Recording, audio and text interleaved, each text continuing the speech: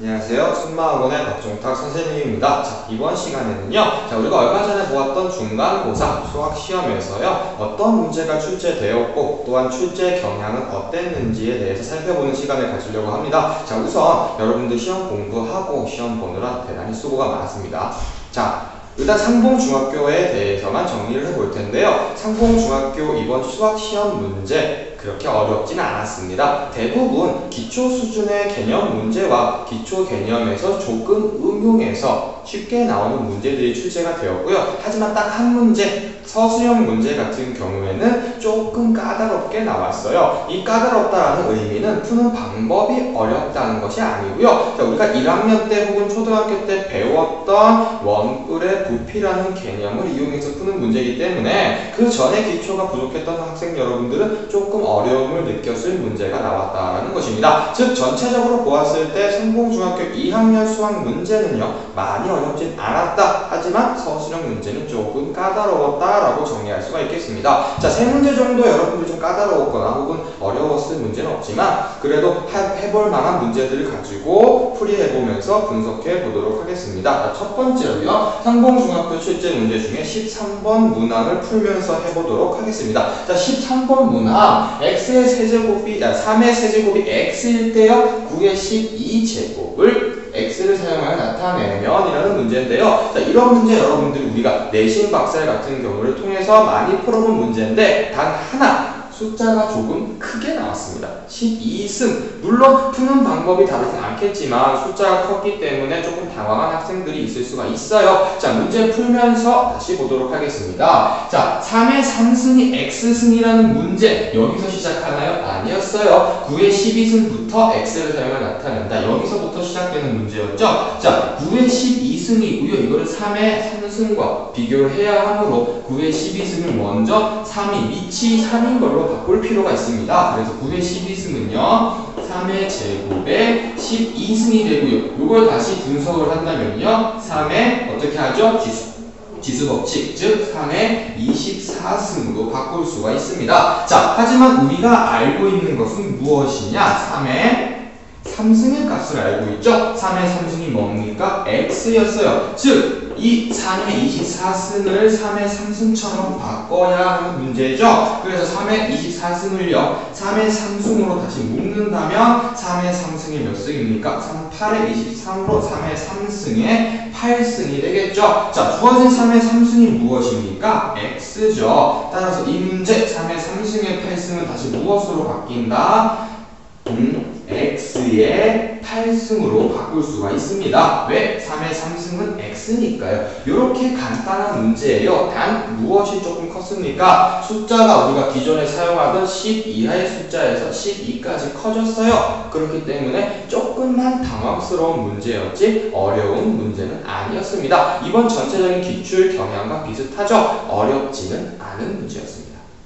자, 다음으로 상봉중학교 20번 문항부터 풀어볼 텐데요. 자, 상봉중학교 20번 문항 문제를 봐서 알겠지만 우리가 내신 박살이라든가 적중 모의고사 혹은 기출문제 등등에서 정말 자주 보았던 문제예요. 자, 연립방정식 x-y 플러스 b는 0과 ax-3y-2는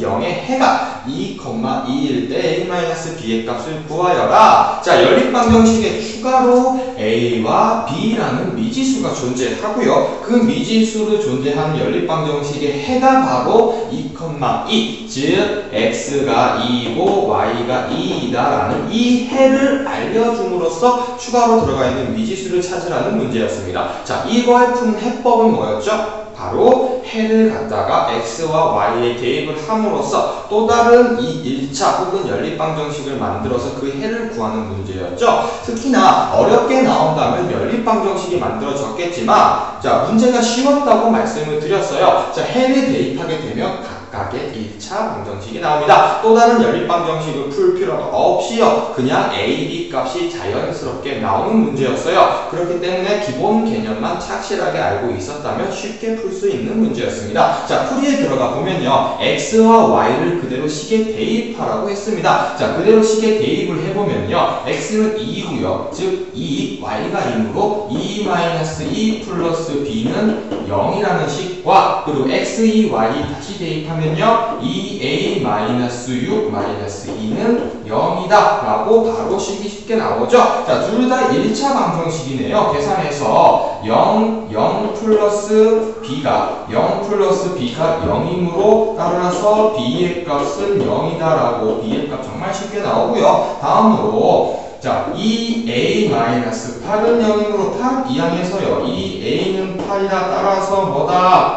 a는 4다라고 a 값도 역시 쉽게 나옵니다. 자, 이렇게 a 값, b 값 쉽게 나오고요. a-b를 계산하여라. 즉 4-0은 4다라고 정말 쉽게 답이 나오는 문제였어요. 자, 전혀 꼬우지도 않았고요. 우리가 많이 풀어봤던 대표적인 유형 중에 하나를 연립방정식도 아닌 그냥 1차 방정식으로 풀 수 있게 쉽게 나오는 문제였습니다. 자, 기본 개념에만 충실했다면 충분히 맞출 수가 있었습니다.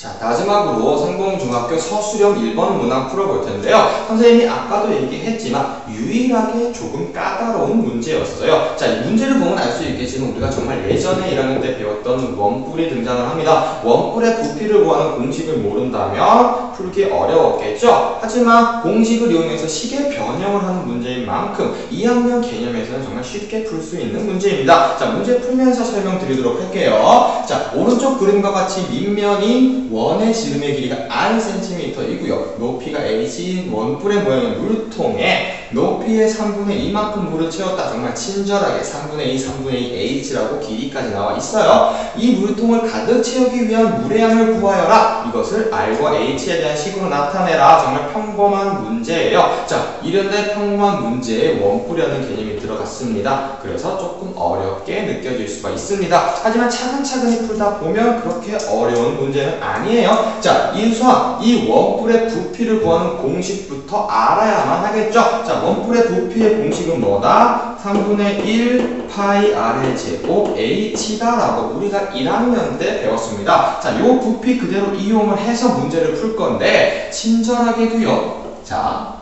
r과 h라고만 나와 있어요. 다른 치수가 나와 있는 게 아니고요. r과 h라고만 나와 있습니다. 그대로 바꿀 필요 없이요. 물통의 부피는 바로 3분의 1 파이 r의 제곱 h가 되겠죠. 그쵸? 자, 그 다음에 2번 현재 채워진 물의 양을 구하라 라고 했어요. 자, 문제에서 얼마큼 채웠다 그랬습니까? 3분의 2만큼 채웠다 그랬고요. 또다시 친절하게 반지름이 3분의 2r, 높이가 3분의 2h라고 나와 있어요. 그대로 우리가 아까 구했던 공식에 대입을 한다면요. 자, 부피는요.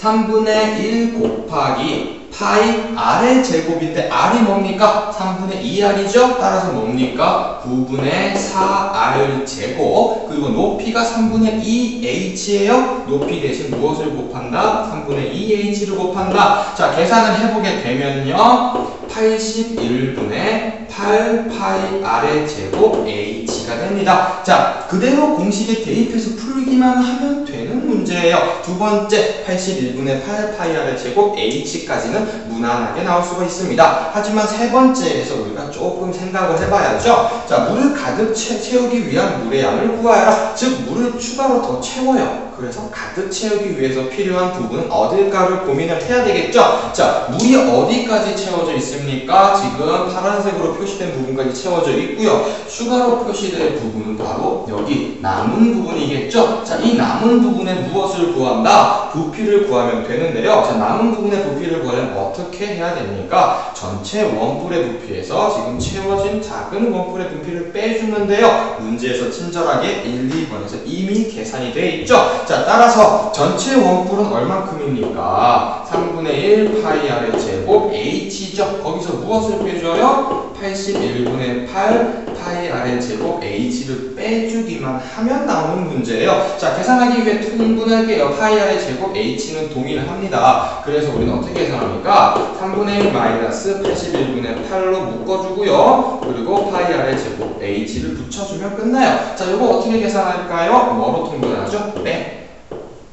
81로 통분을 하면요. 81분의 27 마이너스 8 파이 r 제곱 h다. 그래서 계산하면 81분의 19 19 파이 r 제곱 h라고 쉽게 답이 나옵니다. 자, 이 1, 2, 4번 서술형 문제 10점짜리예요. 하지만 10점짜리에는 시험이라는 긴장감과 10점짜리가 더해져서 원뿔까지 나왔습니다. 많이 당황스러웠을 텐데요. 오히려 기초에 들어가서 보면 계산 자체는 정말 어렵지 않은 문제였어요. 이번 상봉중학교 전체 문제가 마찬가지예요. 기본 개념만 알고 있으면 분명히 풀 수 있는 문제가 나왔습니다. 단 방금 전과 마찬가지로 서술형 문제에서는 물론 기본을 물어봤지만 원뿔이라는 개념이 등장해서 조금 당황하게 만들었어요. 당황스러운 문제는 있었지만 어려운 문제는 없는 시험이었다라고 얘기할 수가 있습니다. 자, 이렇게 분석을 했어요. 자, 어려운 문제는 없는 시험이었고요. 충분히 점수가 잘 나올 수 있었습니다. 물론 기본 개념에 충실했어야 되겠죠. 이번 시험 점수가 만족스럽게 나오지 않았다면요, 그것은 분명 기본 개념에 본인이 충실하지 않았다는 얘기입니다.